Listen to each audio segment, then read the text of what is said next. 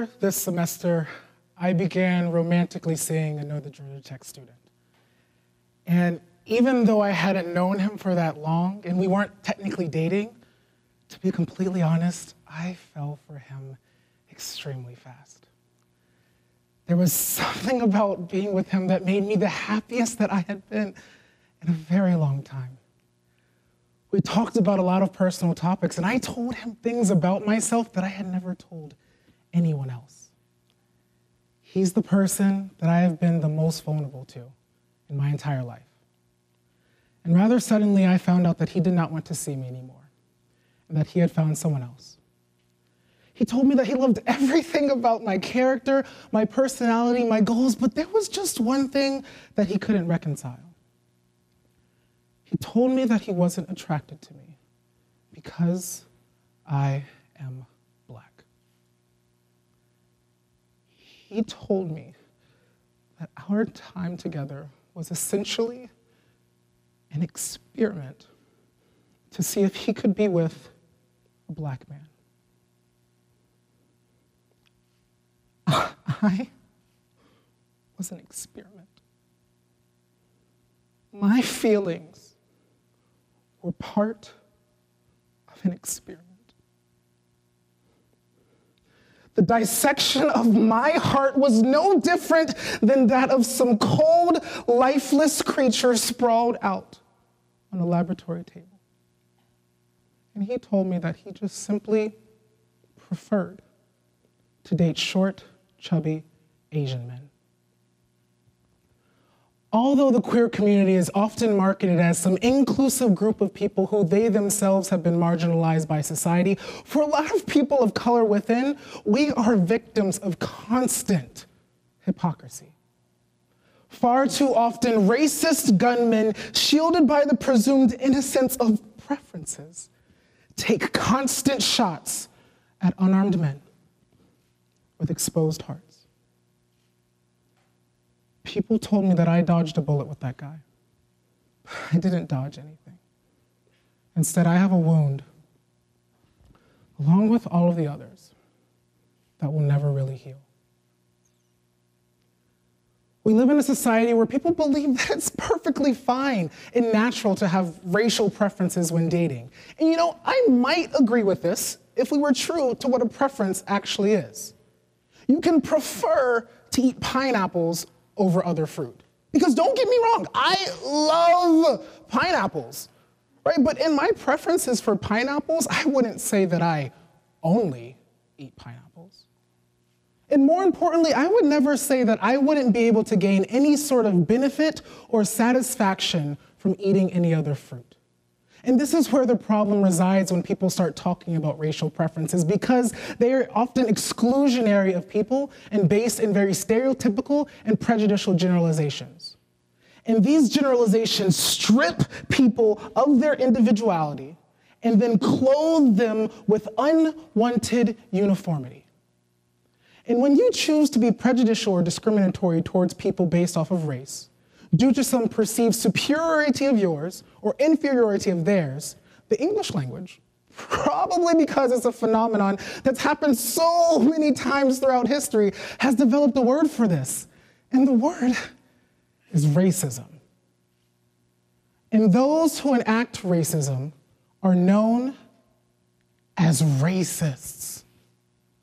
However, we live in a society with a very limited and extreme view of what it means to be a racist. When you think of a racist, you might think of someone like David Duke or Adolf Hitler. To be a racist, one must be consciously not liking towards people based off of their race, and then be intentionally mean. To be a racist, you must be purposefully against these types of people. It then follows that nice people with good intentions can't be racist. But this train of thought is problematic because it hides the underlying structural nature of racism, and it also provides a certain level of self-delusion such that people can start to rationalize to themselves that, oh, I'm a nice person, and I am friendly to people of all races.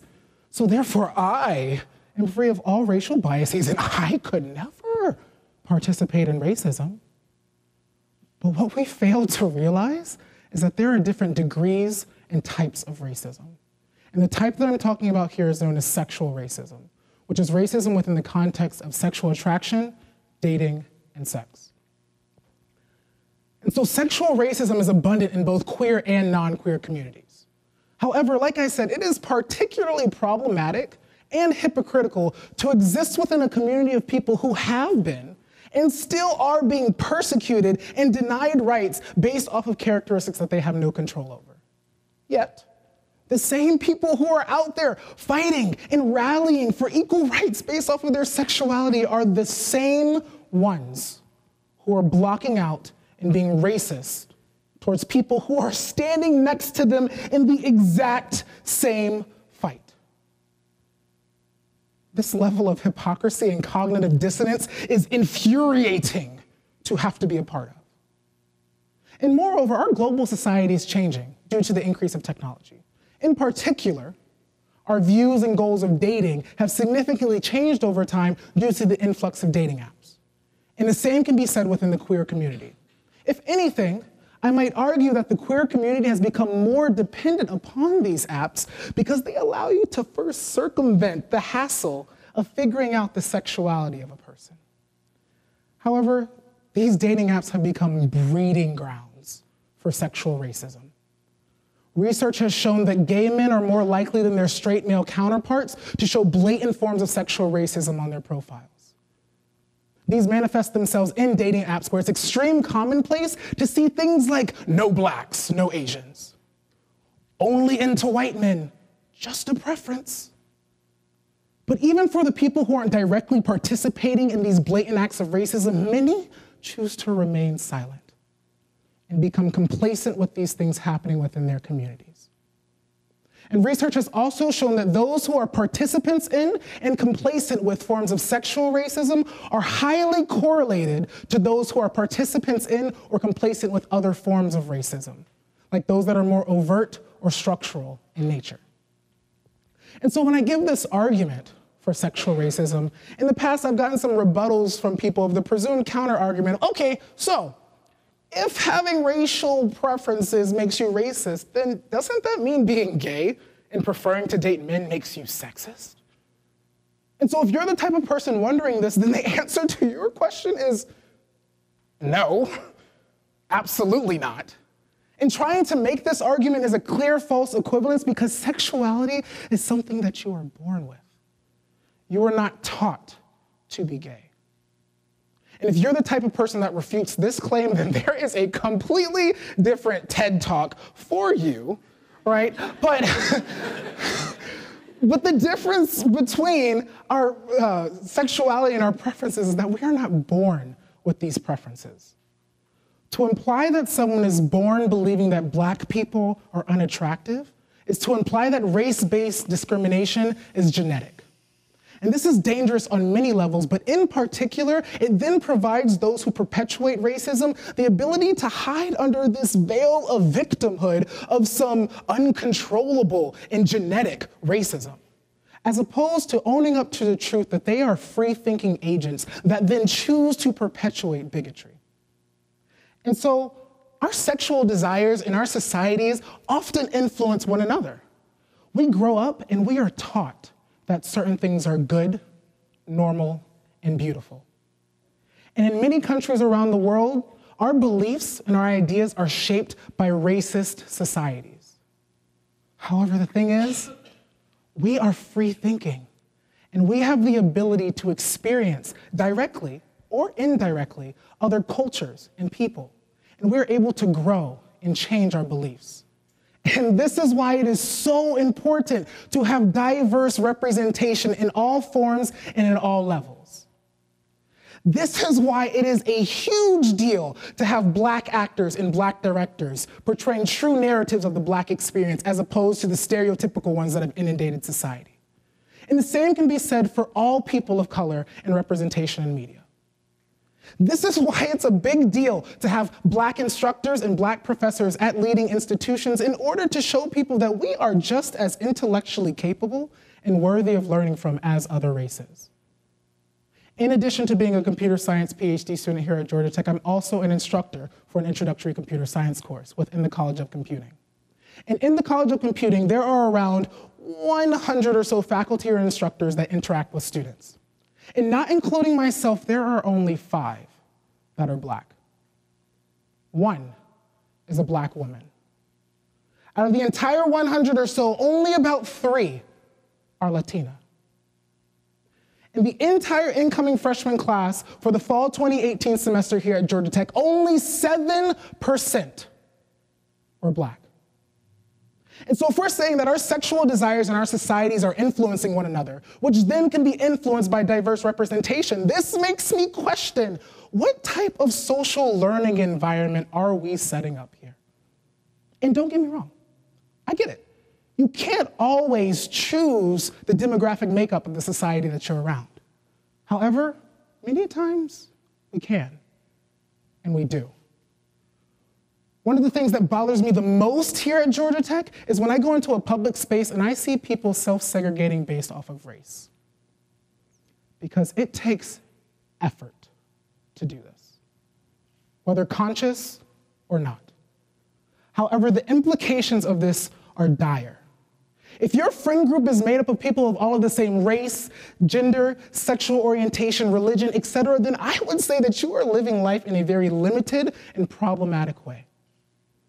And as such, I might guess that you have some problematic biases that could easily manifest themselves into acts of bigotry. And this is extremely dangerous in institutes of higher education, because many students here will go off and be very successful and gain a lot of power and influence. And when people of power harbor racial and racist ideologies and biases, immense amounts of damage can be done. And then those who are hurt and oppressed by these are then given the added burden of having to try to educate those in power in order to try to fix the situation that they're in. And that's kind of what I'm doing here right now with this talk. But you know what? I didn't sign up for this. Okay, did I sign up to be a TEDx speaker? Yes. Right, did I sign up to give this talk? Yes, I did. But what I mean is I did not sign up to be the constant victim of racism. And I did not sign up to be constantly mentally and emotionally hurt. And as a byproduct of telling my story, I become some sort of martyr or example for change. I did not sign up to give my all as an instructor and to excel academically just to be placed back inside of this stereotypical box that people have, such that every single semester I'm asked multiple times if I'm on the football team because of the way that I look. And I did not sign up to be told in every form and fashion that my Blackness is unworthy for love and attraction. And I did not sign up to be someone's experiment. And I am tired.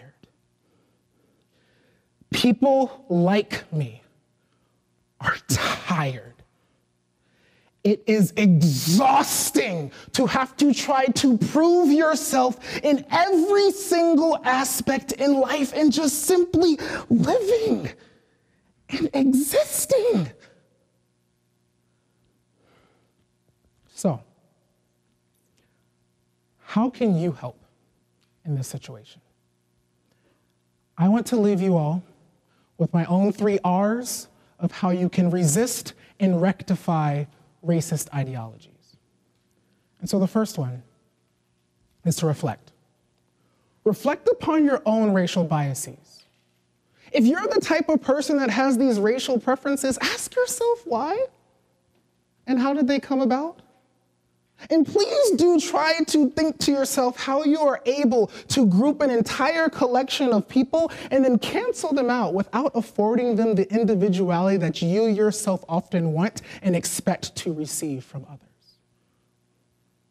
In this reflection, reflect upon your friend groups. If they're homogenous in nature, question why. And then more importantly, think about how you can genuinely and authentically work to fix this. The second is to react. If you have friends or family members who harbor racial biases or racist ideologies and they choose to vocalize them, then you must not remain silent. You must not become complacent with these things happening within our societies. Speak out against injustices that may not directly affect you. And then tell these friends and family members to go through that reflective step that you yourself might also be going through. And lastly, is to remember. Remember that your biases and actions, whether overt or not, intentional or not, can have deep and lasting consequences on the lives of other people. And remember that it is exhausting to have to be constantly oppressed and then told that you need to dig yourself out of the situation that you did not put yourself in. And so I beg of all of you to take this to heart, because I and people like me are tired. And there are only so many bullets and wounds that our minds, souls, and hearts can withstand. And we need your help. Thank you.